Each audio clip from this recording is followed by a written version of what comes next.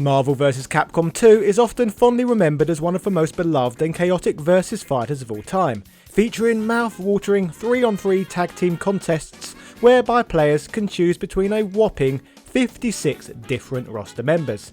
The game's dream lineup allows players to choose between a vast array of iconic characters, stellarly representing both the Capcom and Marvel brands in the best ways possible. From the X-Men, Street Fighters, The Incredible Hulk, Darkstalkers, Spider-Man, Mega Man and more, there are so many recognisable acclaimed warriors included amongst this madness. To make this title even more insane, Capcom would make the peculiar decision to not only include established characters, but even include a few who they created completely from scratch for the sole purpose of featuring in this game. So for this content, I thought why not look at each of these oddities and what they bring to the table in a little more depth. So let me say to you, hello ladies and gentlemen, Big Daddy Top Hat here. This is the weird original characters of Marvel vs. Capcom 2. Yeah. Within the strange yet exciting game known as Marvel vs. Capcom 2 Age of New Heroes, exists not one but 4 fighters who exist exclusively in this game, never appearing before this title and never appearing as playable fighters ever again. The first of these, known as Ruby Heart, believe it or not, was positioned to be one of this title's main protagonists, with her having a major role in this game's crazy story. While there is clearly no reason for this title to really need a story in the first place, nonetheless Ruby Heart is, well, at the heart of it. According to the game's plot, this French-speaking pirate has a fiery reputation that is well known throughout the 7 seas. Like any good pirate, Ruby is said to be a treasure hunter, who along with her crew on the flying ship, known as the Partenaire, the group are constantly on the lookout for things of value to add to her collection. Marvel vs. Capcom 2 takes place 2 years after the events of the previous game, and the fighters battle against the game's last boss, Onslaught. In the game's sequel adventure, a new threat to planet Earth has emerged, known as Abyss, another new character included within the game who we shall explore in more depth later in the video. This mysterious force has shrouded the world's atmosphere using his dark energy, ruining plant life on the planet. While seeking out a way to steal the fabled armour of erosion from ancient times, Ruby Heart is the one who first discovers this energy in a vision, leading to her warning the heroes and villains from both the Capcom and Marvel camps, who are currently all fighting against each other to change their path to unite and destroy this new dangerous foe. In combat, she has a unique range of trademark moves at her disposal, further separating her from the rest of the Marvel vs. Capcom 2 roster. These moves include the likes of the Schwarzeli, a manoeuvre that involves her being surrounded by energy and then forming a ball that can hit opponents multiple times. What makes this attack the more special is that the ball of energy's direction can be controlled via directional taps, making it all the more dangerous. Further to this, she is capable of hitting the Sublimation, a move whereby she takes a book and uses it to shoot a column of water from the ground at varied distances. This is not the only object she can use her magic on and manipulate though, as she can also summon a treasure chest appearing next to her whereby she can make a ghost pop out, which can grab her opponents. These spirits can aid her in victory by draining enemies' hypermeters. She is also capable of throwing an anchor at other combatants, which she can use to pull enemies towards her in order to shoot them out of a cannon. As a pirate lady, she can also utilise sabres and whips, but it is her hyper combos which cause the most devastation. These include the Flamiel, which is an upgraded quadruple version of the Schwarzeli, the Partenaire that involves her summoning her ship, then ramming her opponent with it and shooting cannonballs at them, the Millie Phantomes, which is the same as her other chest attacks but with multiple ghosts, and last but not least, the Tour de Magie, a crazy combo whereby Ruby's crew drop a barrel on top of opponents' heads, allowing her to throw blades at their trapped bodies. If this attack looks familiar to you, that's because it is, as it is a reference to the popular children's board game known as Pop-Up Pirate, which, like Marvel vs. Capcom 2 itself, is also a Japanese game. As for this strange character, who felt like she seemingly came out of nowhere, Believe it or not, before she was included in this now legendary title, according to Capcom's old community manager Seth Killian, he has stated in the past that she was actually an old rejected concept character who was produced to be part of the Darkstalkers series. A fact at a later date that Yoshinori Ono, of Street Fighter producing fame, would also back up.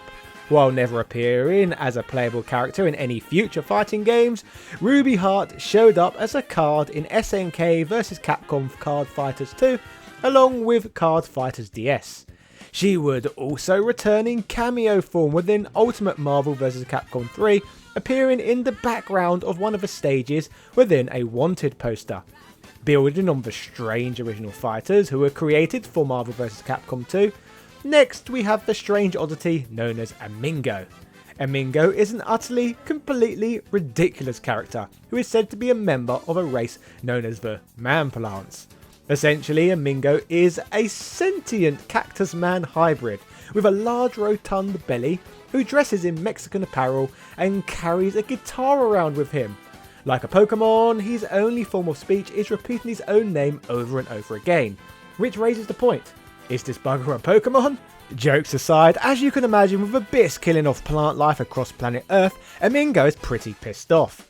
With Abyss killing so much plant life on the planet, technically he is committing the equivalent of the Holocaust against his race, so jumps into battle to try and stop him. As for Amingo's combat capabilities, he has an arsenal of very unique attacks at his disposal. This includes a special attack known as the Shout of the Wind, which involves Amingo managing to turn himself into a bull in order to hurl himself at opponents. In addition to this, he can also execute the Joy of Green, a technique which sees a plant shooting Amingo up into the air with him turned into a spiked ball to damage his foe. Building on these strategic manoeuvres, he has an attack known as Child of the Ground. This sees him summon a small cactus which jumps towards helpless opponents. This completely unblockable offense latches onto foes, stunning them, allowing for Amingo to execute additional combos on them. A move known as Child of the Ground sees the small cactus summoned to attack with its fists, and Amingo can leave fruits for his teammates so they can kindly recover health and improve their defense. As for his hyper combos, two spring to mind: Rule of the Plants, a calamitous combo that sees him proceed to throw opponents inside himself and bounce them around, and of course the Boon of the Sun, a hyper combo whereby he creates multiple vines capable of shooting up and hitting jumping opponents, serving as the perfect anti-air maneuver. Like Ruby Heart, Amingo too would appear in SNK vs Capcom Card Fighters 2 along with Card Fighters DS, and like Ruby Heart would be on a Wanted poster in Ultimate Marvel vs Capcom 3. As an obvious weirdo who looks as if he is not of this world, this has led many fans over the years to speculate that, like Ruby Heart, if Amingo is yet another scrapped Darkstalker. However, this pondering has never been officially confirmed by Capcom. Next up we have SonSon, who, although created specifically for Marvel vs Capcom 2, she at least is connected to another Capcom game. This small monkey girl is described to be the granddaughter of the original SonSon, a male character who appeared in the 1984 arcade title of the same name. The 2D side-scrolling platformer, like Dragon Ball, is loosely based on the Chinese novel known as Journey to the West. It seems that the relationship between the original character and the newer character created for Marvel vs Capcom 2 seems to pay homage to the relationship between the two Donkey Kong characters, with the Donkey Kong who appears in Donkey Kong Country being the grandson of the one who appears in the arcade game, with the 1981 Donkey Kong showing up in Country as the elderly Cranky Kong. The new SonSon joins the battle after Abyss awakens from his slumber, afflicting her village with a deadly disease. Her grandfather gives her his old staff and she goes on an adventure to try and stop him. This speedy fighter, of course, like the others, has her own unique set of attacks, which often involve her utilising her staff, which can be used to knock down opponents from great distances. Once again drawing similarities to both Journey to the West and Goku from Dragon Ball's Power Pole. Special attacks can be performed with the staff, such as the Wind Slicing Slash that sees SonSon drill her staff into opponents, hitting them multiple times. SonSon can also spin her staff around whilst flying upwards, functioning as a great anti-air manoeuvre. SonSon also has an air dash involving riding a flying cloud. once again referencing Journey to the West like Goku's flying Nimbus Cloud. SonSon can also perform the Child Monkey Dance, a magical ritual that involves her ripping out 3 strands of hair and somehow shooting out small monkeys from them. SonSon can also pull off the Gourd of Gold and Silver, which sees opponents sucked into a gourd, then has them cooked on a bonfire with a banana fan. The end result sees them shot out in an explosionary fashion. SonSon's ability to crawl in combat also makes her highly evasive and able to cancel many oncoming attacks, and like Amingo can drop fruit which her opponents can use to restore their health. As for her hyper combos, these include one known as Passing Through Heaven and Earth, which involves her staff becoming huge, with the giant end devastating opponents. Another hyper combo, known as the POW Level 1, is a direct reference to the POW items found in the original SonSon arcade game. In the arcade game, the power item is capable of turning all enemies on screen into food. Here it can also turn opponents to fruit, which SonSon can eat but must promptly spit out. Finally, on the hyper combo side of things, SonSon can pull off the Monkey King, which sees her turn into an Uzaru, aka the Great Ape form. Once again, if you're a Dragon Ball fan, you will know exactly what this is all about. The Uzaru form gives SonSon 4 seconds of super armor, and she can breathe fire annihilating foe, certainly functioning as SonSon's most powerful attack. SonSon would also show up in multiple video game card games, but this marks her only appearance as a playable fighter within a fighting game. Like Amingo and B.B.Hood, SonSon can also be seen on a wanted poster within Ultimate Marvel vs. Capcom 3. Serving as a cool little Easter egg to discover. Last but certainly not least, we have the game's final boss and the character who all the other fighters in the game have united together because of, the horrific creature known as Abyss. In the Marvel vs. Capcom self-contained universe, the world's lore suggests that prior to his emergence, others in the world considered him to be no more than a fairy tale. His myth told a story of an ancient weapon who was sealed away during a period whereby magic prospered. After spending an untold amount of centuries hidden away from society, sealed in an underground temple, Abyss would finally awake and break free from his confines. Just waking up, he releases waves of energy that begin killing both plant and animal life, with it being predicted that his oncoming onslaught on the world will bring it back to primordial times. Being the big bad of the game rather than 3-on-3 fights like in other stages, a fight with Abyss is a 3-on-1 affair, with instead Abyss being capable of appearing in 3 very unique forms as fighters chink away at his tough to penetrate armour. His first form, known as the Armour of Erosion, sees him manifest as a green liquid covered by a huge black suit of armour. In his most basic form, Abyss moves fairly slow and cumbersomely, but still has a great deal of power at his disposal. He can pull off multiple different unique attacks, such as the Glowing Spike, which sees him swing an open palm downwards. This emits so much force, even falling debris can injure his foe. Further to this, he is capable of shooting what are known as Orbs of Erosion, electrified balls that have homing capabilities, and he can perform the Trident Toss, which sees him grab one of his horns and throw it at combatants like a trident. Building on all of this, he has a charging Head Crush, a powerful laser cannon which he can shoot from his stomach, and can rain liquid spears down on players. If fighters have the tenacity to beat Abyss in this form, he will then transition into his Guardian form. This sees him released from the constraints of the armour that are containing him, with his humanoid shape made of a disgusting green substance becoming more visible.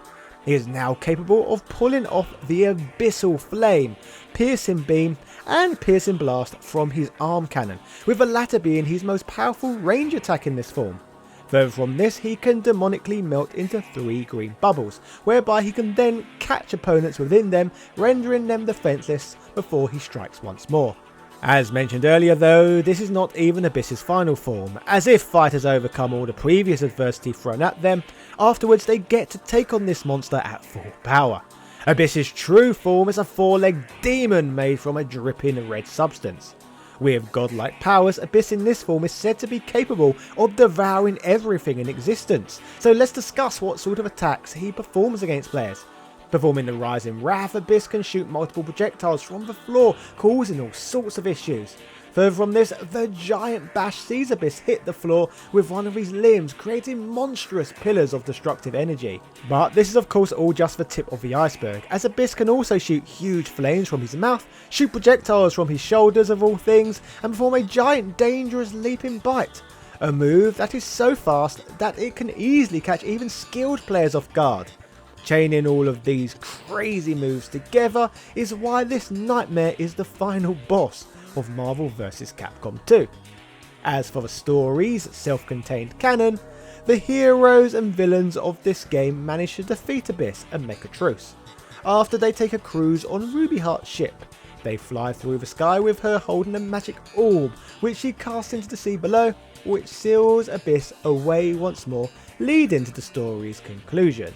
These characters are certainly unique and all bring something pretty different to the table, so it's a shame that this is the last we have seen of them thus far. Anyway, if you enjoyed this video learning about the 4 original characters who were created for this game, then subscribe and check out my 2.5 hour long video looking at every Marvel vs. Capcom fighting game ever. Yeah! Cheerio.